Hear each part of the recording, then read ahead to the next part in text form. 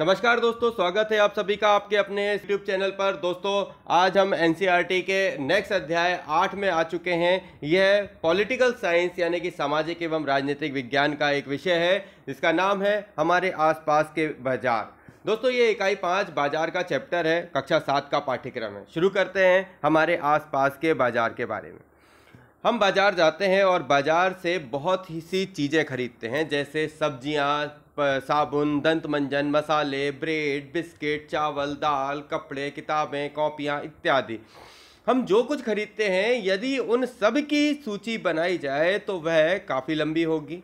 बाजार भी कई प्रकार के होते हैं जहां हम अपनी रोज़मर्रा की ज़रूरतों के लिए जाते हैं, जैसे हमारे पड़ोसी की गुमटी, साप्ताहिक हाट, बड़े बड़े शॉपिंग कॉम्प्लेक्स या शॉपिंग मॉल। इस अध्याय में बाजार के इन्हीं प्रकार को समझने की कोशिश करेंगे और ये जानने की कोशिश करेंगे कि यहाँ बेची जाने वाली चीज़ें खरीदारों तक कैसे आती हैं और ये खरीदार कौन हैं, ये बेचने वाले कौन हैं और इस सब के बीच कैसी और क्या समस्याएं आती हैं। चलिए शुरू करते हैं साप्ताहिक बाजार से। साप्ताहिक बाजार का यह नाम ही इसलिए पड़ा है क्योंकि यह सप्ताह के किसी एक निश्चित दिन लगता है और इस साप्ताहिक बाजार में रोज खुलने वाली पक्की दुकानें नहीं होती। व्यापारी दिन में दुकानें लगाते हैं और शाम को होने पर उन्हें समेट लेते हैं। अगले दिन वे अपनी दुकानें किसी और जगह लगा लेते हैं। देश भर में ऐसे हजारों बाजार लगते हैं जहां इनमें अपनी रोजमर्रा की जरूरतों की चीजें खरीदने लोग आते हैं।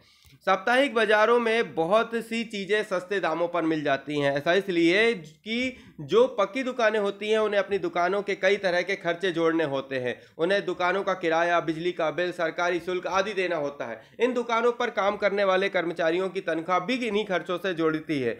साप्ताहिक बाजारों में बेची जाने वाली चीज़ों को दुकानदार अपने घरों में ही जमा करके रखते हैं। इन दुकानदारों के घर के लोग अक्सर इनकी सहायता करते हैं। इनमें अलग से कर्मचारी नहीं रखने पड़ते। साप्ताहिक बाजार में एक ही तरह के सामानों के लिए कई दुकानें होती हैं जिससे उन्हें आपस में प्रतियोगिता भी होती है जिससे उनमें आपस में क्या होती है, प्रतियोगिता होती है। और यदि एक दुकानदार किसी वस्तु के लिए अधिक कीमत मांगता है तो लोगों के पास यह विकल्प होता है कि वे अगली दुकान पर वही सामान देख लें जहां संभव है कि वही वस्तु कम कीमत में मिल जाए। ऐसी स्थिति में खरीदारों के पास यह अवसर भी होता है कि वे मोल तोल करके भाव कम करवा सकें।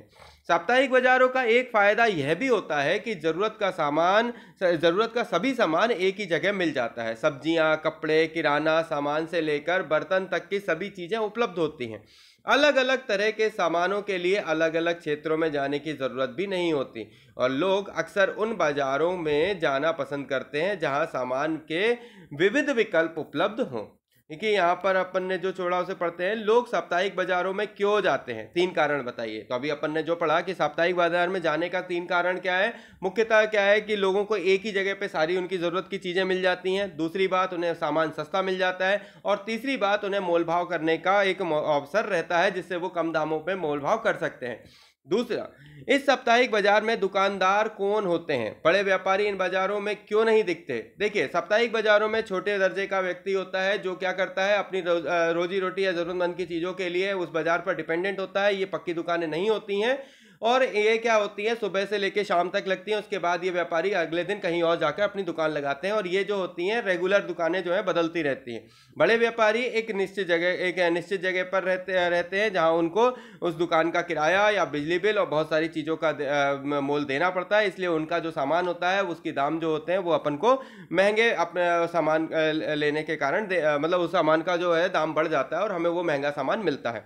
साप्ताहिक बाजारों में सामान सस्ते दामों में क्यों मिल जाते हैं, अभी अपन ने बात करी। क्योंकि वहां पर क्या होता है, इन सभी चीज़ों के जो है मोल बच जाते हैं। वही उन्हें किराया नहीं देना है, बिजली का बिल नहीं देना है, उसके अलावा उन्हें मजदूरों की वेतन नहीं देना है, और बहुत सारी चीज़ें जैसे उनको भंडारण में जो पैसे लग रहे हैं वो नहीं देना। बहुत सारी चीज़ों के क्या है, पैसे जो है वो एक्सपेंस जो है वो कम हो जाते हैं, इसलिए उसका जो मूल्य है वो हो जाता है कम, इसलिए कम दामों में मिल जाते हैं। एक उदाहरण देकर समझाइए कि लोग बाजार में कैसे मोल तोल करते हैं। क्या आप ऐसी स्थिति के बारे में सोच सकते हैं जहां मोल तोल करना अन्यायपूर्ण होगा।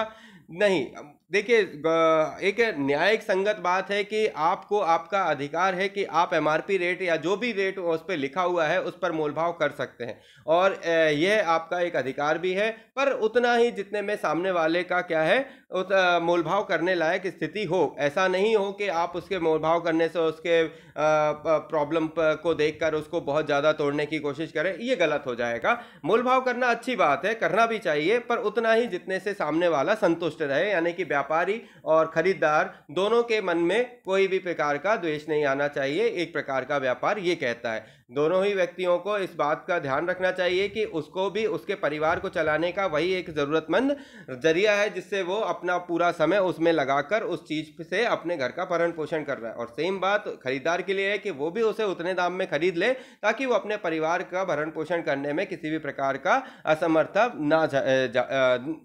मतलब उसे बरतनी पड़े या परेशानी ना आए।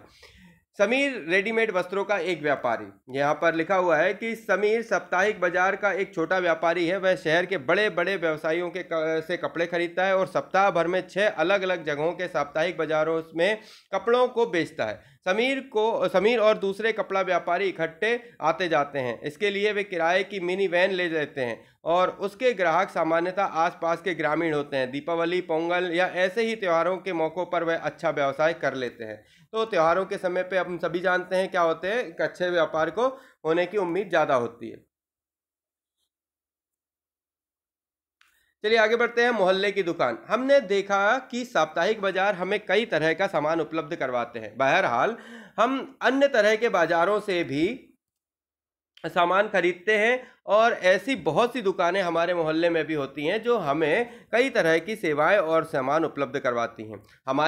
हम पास की डेयरी से दूध, किराना व्यापारी से तेल मसाले या अन्य खाद्य पदार्थ तथा स्टेशनरियों के व्यापारियों से कागज कलम या फिर दवाइयों की दुकानों से दवाई भी खरीद सकते हैं। इस तरह की दुकानें अक्सर पक्की और स्थायी होती हैं, जबकि सड़क किनारे फुटपाथ पर सब्जियों के कुछ छोटे दुकानदार, फल विक्रेता और कुछ गाड़ी मैकेनिक आदि भी दिखाई देते हैं। पड़ोस के दुकान कई अर्थों में बहुत उपयोगी होते हैं। हमारे घर के करीब तो वे होते ही हैं और हम सप्ताह के किसी भी दिन और किसी भी समय इन दुकानों पर जा सकते हैं और सामान्यतः दुकानदार और खरीदार एक दूसरे से परिचित भी हो जाते हैं और दुकानदार ग्राहकों के लिए उधार भी देने को तैयार हो जाते हैं। यानी कि आज खरीदे गए सामान का भुगतान बाद में भी करने की सुविधा होती है, जैसा कि सुजाता का उदाहरण अभी हम जो पढ़ेंगे। चलिए अपन पढ़ते हैं इसके बारे में।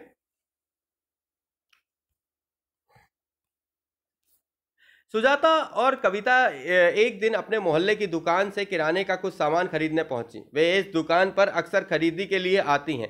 आज यहां भीड़ थी। दुकान मालकिन 2 सहायकों की मदद से दुकान का काम संभाल रही थी। जब सुजाता और कविता दोनों के दुकान के अंदर पहुंची तो सुजाता ने दुकान मालकिन को ज़रूरत के सामान की सूची बोलकर लिखवा दी और वे इनकी सूची के अनुसार सामान तोलने और पैक करने के लिए अपने कर्मचारी को निर्देश देने लगी। इसी बीच कविता चारों ओर नजर दौड़ा रही थी। बाएं हाथ की सबसे ऊपर शेल्फ पर अलग अलग ब्रांड की साबुन की टिक्कियां रखी थी। दूसरी शेल्फों पर दंत मंजन, टेल्कम पाउडर, शैम्पू, बाल के तेल आदि रखे थे। अलग अलग ब्रांड के और अलग अलग रंगों में सजे सामान मन लुभा रहे थे। फर्श पर कुछ बोरे पड़े हुए थे। सारा सामान तौलने और बांधने से करीब 20 मिनट लग गया और फिर सुजाता ने अपनी नोटबुक सामने रख दी। दुकान मालकिन ने नोटबुक में 1550 रुपए की संख्या दर्ज की और वापस कर दी। उसने अपने बड़े रजिस्टर में भी यह संख्या लिख कर रख ली। अब सुजाता अपने भारी थैले लेकर बाहर निकली। अगले महीने के पहले हफ्ते में उसके घर में दुकान का हिसाब चुका दिया जाएगा। तो इस तरीके से जो है लोग क्या करते हैं, अपनी दुकान जो है अपने आसपास के लोगों से जब दुकान का जो किराना खरीदते हैं उसमें उनको ये फ़ायदा होता है कि वो अपने हिसाब को बाद में कर सकते हैं, लेकिन एट द टाइम पर वो इस तरीके से अपने दुकानदार से अपना सामान लाते ले जाते हैं। सुजाता नोटबुक लेकर दुकान क्यों गई? क्या यह तरीका उपयोगी है? क्या इससे कोई समस्या भी आ सकती है? देखिए, ये एक तरीका है दुकानदार और खरीदार के बीच का, जिसे वो एक दूसरे की अंडरस्टैंडिंग में करते हैं और एक नोटबुक जैसा बना लेते हैं जिसमें कि दोनों पक्षों के सामने उस डायरी पर लिख दिया जाता है कि आपने कितने पैसे का सामान खरीदा, और वो जो डायरी है वो अपन क्या करते हैं, जो खरीदार है उसके पास रहती है और वो उस पर दुकानदार साइन करके अपनी तरफ से लिख के आगे बढ़ा देता है। जब हिसाब की बारी आती है तो उस डायरी का हिसाब कर लिया जाता है और उसको मेल करके दुकानदार अपने पास उस पैसे को लेकर उसे अपने रख लेता है। आपके मोहल्ले में अलग अलग प्रकार की कौन सी दुकानें हैं, आप उनमें क्या क्या खरीदते हैं? तो देखिए, कई प्रकार की दुकानें हैं, ये आप अपने मोहल्ले के आस पड़ोस में आकर देख सकते हैं, आपको समझ में आएगा। सड़क किनारे की दुकानें या साप्ताहिक बाजार में मिलने वाले सामान की तुलना में पक्की दुकानों से मिलने वाले सामान महंगा क्यों होता है, इस बारे में हम चर्चा कर चुके हैं, तो आगे बढ़ते हैं। अंजल मॉल एक 5 मंजिला शॉपिंग कॉम्प्लेक्स है। कविता और सुजाता इसमें लिफ्ट से ऊपर जाने और नीचे आने का आनंद ले रही थीं। यह कांच की बनी लगती थी और वे इसमें से बाहर का नज़ारा देखती हुई ऊपर जा रही थीं। उन्हें यहाँ आइसक्रीम, बर्गर, पिज़्ज़ा आदि खाने की चीज़ें, घरेलू उपयोग का सामान, चमड़े के जूते, किताबें आदि तरह की दुकानों को देखना चमत्कृत कर रहा था।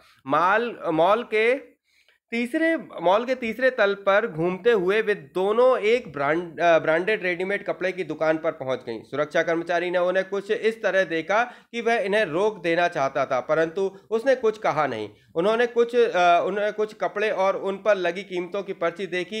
एक भी कपड़ा 2000 रुपये से कम का नहीं था। यह कीमत साप्ताहिक बाजार के कपड़ों की तुलना में लगभग 5 गुना अधिक थी। सुजाता कविता से फुसफुसाती हुई बोली, मैं तुम्हें एक दूसरी दुकान पर ले चलूंगी जहां अच्छी किस्म का कपड़ा ज्यादा ठीक दामों पर मिल जाएगा। चलिए आगे बढ़ते हैं।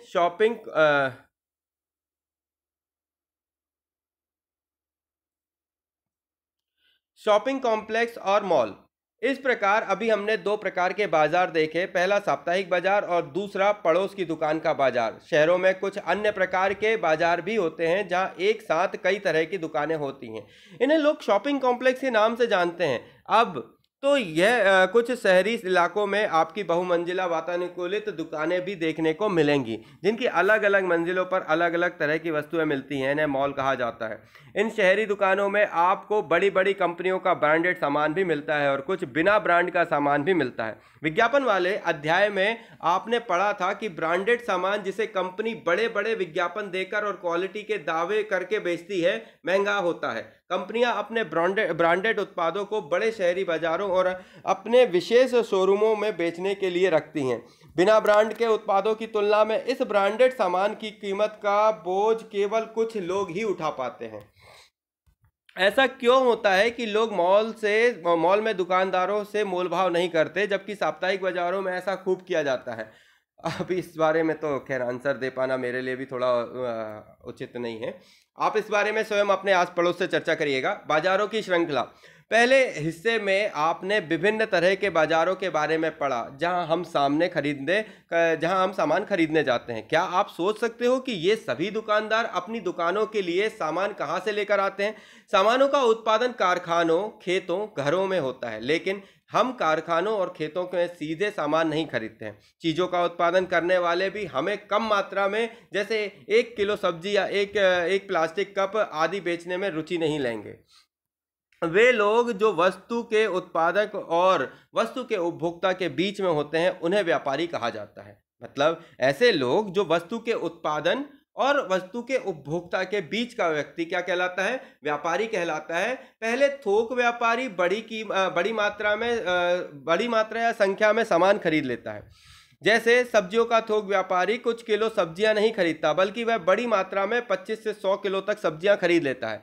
इन्हें वह दूसरे व्यापारियों को बेचता है। यहाँ खरीदने वाले और बेचने वाले दोनों व्यापारी होते हैं। व्यापारियों की लंबी श्रृंखला का वह अंतिम व्यापारी जो अंततः वस्तु उपभोक्ता को बेचता है, खुदरा या फुटकर व्यापारी कहलाता है। यह वही दुकानदार होता है जो आपको पड़ोस की दुकानों, साप्ताहिक बाजारों या फिर शॉपिंग कॉम्प्लेक्स में सामान बेचता मिलता है। आपको क्या लगता है, आपके मोहल्ले की दुकान में सामान कैसे आता है? पता लगाइए और कुछ उदाहरण को समझाइए। थोक व्यापारी की भूमिका जरूरी क्यों होती है? देखिए, थोक व्यापारी की जो भूमिका है वो ज़रूरी इसलिए होती है, मैं इसलिए आपको ये समझा सकता हूँ क्योंकि मैं खुद इन चीज़ों से गुजर चुका हूँ, तो उन चीज़ों के बारे में मैं आपको आसानी से रास्ता दिखा सकता हूँ।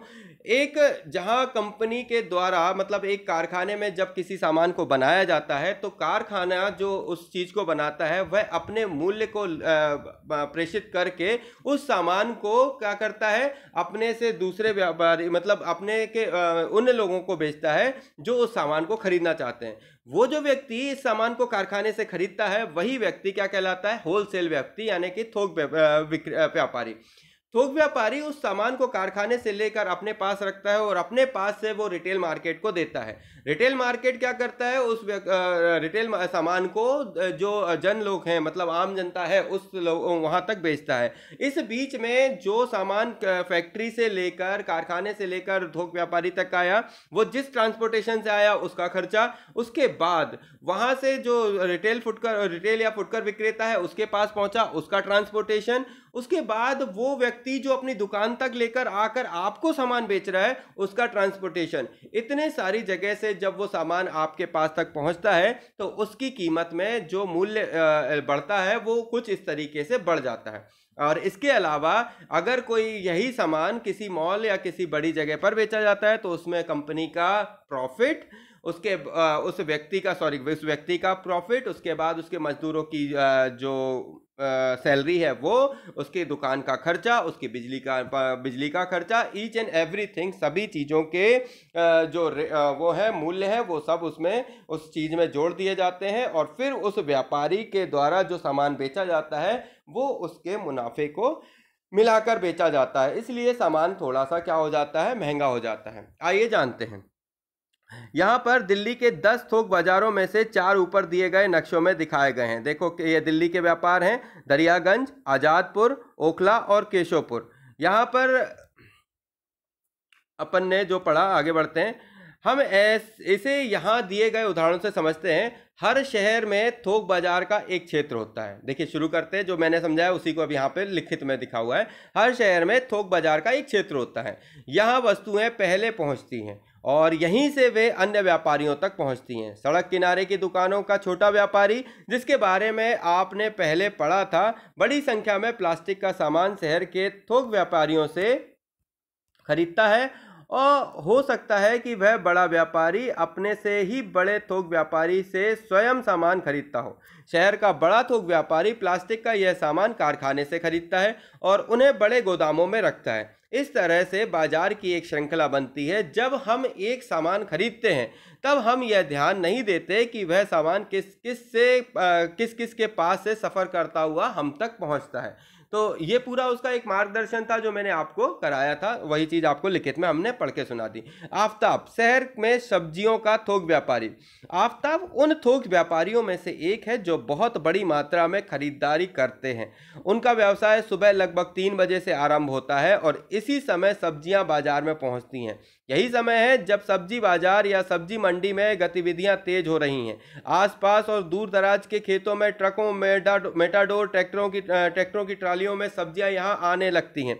जल्दी ही नीलामी की प्रक्रिया आरंभ हो जाती है। आफताब भी इस नीलामी में शामिल होता है। सब्जियां देखकर वह तय करता है कि आज वह क्या खरीदेगा। उदाहरण के लिए, वह आज 5 क्विंटल फूल गोभी और 10 क्विंटल प्याज खरीदता है। शहर में उसका एक दुकान और गोदाम है जहां वह सब्जियों को रखता है और बेचता है। यहां वह फुटकर व्यापारियों को सब्जियां बेचता है जो सुबह 6 बजे से के आसपास वहां आने लगते हैं। यहां से दिन भर के लिए खरीदारी करने के बाद ये छोटे व्यापारी लगभग 10 बजे के आसपास अपने क्षेत्र में अपनी दुकानें खोल लेते हैं।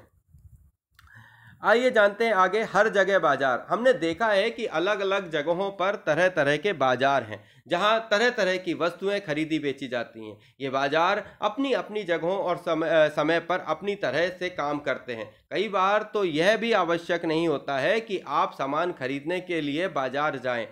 तब तो तरह तरह के सामान के लिए फ़ोन या इंटरनेट भी ऑर्डर पर दिए जाते हैं। फ़ोन या इंटरनेट पर भी ऑर्डर दिए जाते हैं और सामान आपके घर तक पहुंचा दिया जाता है। जो आजकल क्या है, ऑनलाइन जो माध्यम है वो क्या है, इसी माध्यम से। आपने देखा होगा कि नर्सिंग होम और डॉक्टरों के क्लिनिक भी कुछ कंपनियों के प्रतिनिधि अपना सामान बेचने का कार्य कर रहे होते हैं। इस तरह हम देखते हैं कि बेचना खरीदना कई तरीकों से चलता रहता है। ये जरूरी नहीं कि हम केवल बाजारों को दुकानों से ही होता है।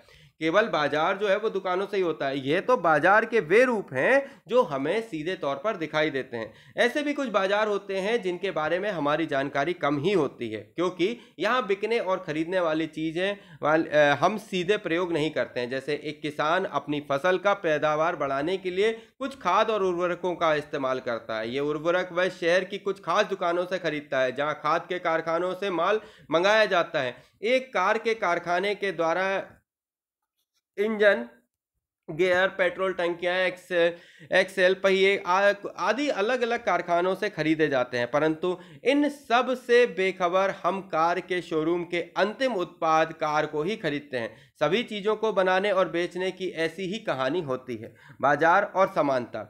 इस अध्याय में हमने अपने आसपास के कुछ बाजारों पर नज़र डाली। हमने साप्ताहिक बाजार से लेकर शॉपिंग कॉम्प्लेक्स तक की दुकानों और दुकानदारों को देखा। इन दोनों दुकानदारों में बड़ा अंतर है। एक छोटी पूंजी से व्यवसाय करने वाला दुकानदार है, जबकि दूसरा अपनी दुकान के लिए बड़ी पूंजी खर्च सकता है।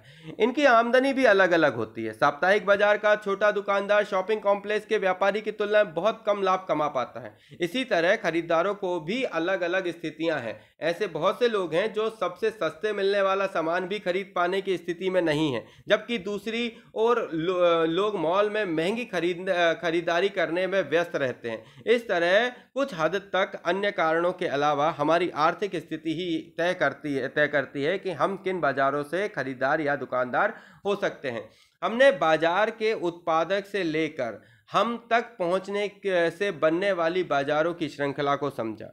इस श्रृंखला से ही यह संभव होता है कि एक जगह उत्पादित होने वाला सामान लोगों के लिए हर जगह उपलब्ध हो जाए। वस्तुओं के बिकने से वस्तुओं का उत्पादन सीधे जुड़ा होता है। बनी हुई चीज़ों के बिकने से लोगों को रोजगार मिलता है और उत्पादन भी बढ़ाया जाता है। परंतु क्या इससे श्रृंखला के प्रत्येक स्तर पर लाभ के समान अवसर मिलते हैं?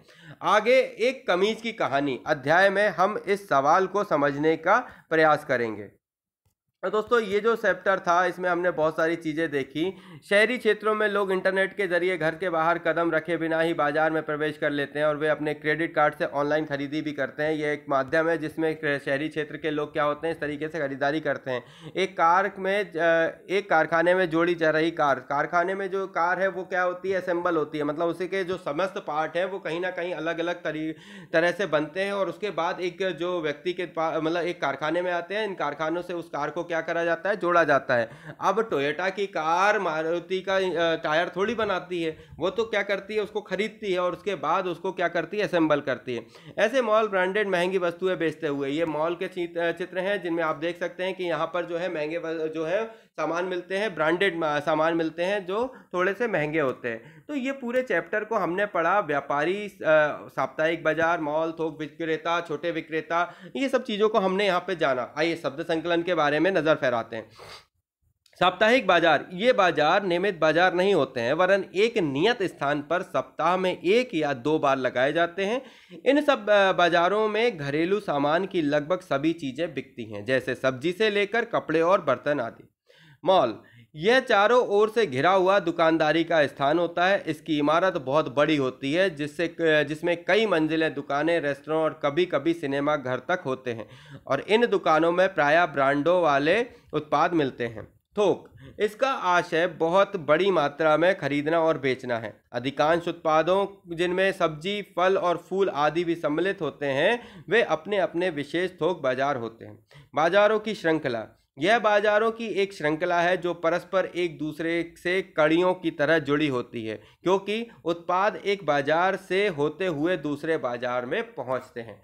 तो दोस्तों, इस चैप्टर में हमने जाना बाजारों के बारे में, हमारे आसपास में बाजारों की क्या स्थिति है और किस तरीके से हम सामानों को खरीदते बेचते हैं। तो ये जो सिलसिला था एनसीईआरटी का, इसमें अध्याय 8 हमने पॉलिटिकल साइंस का कंप्लीट किया।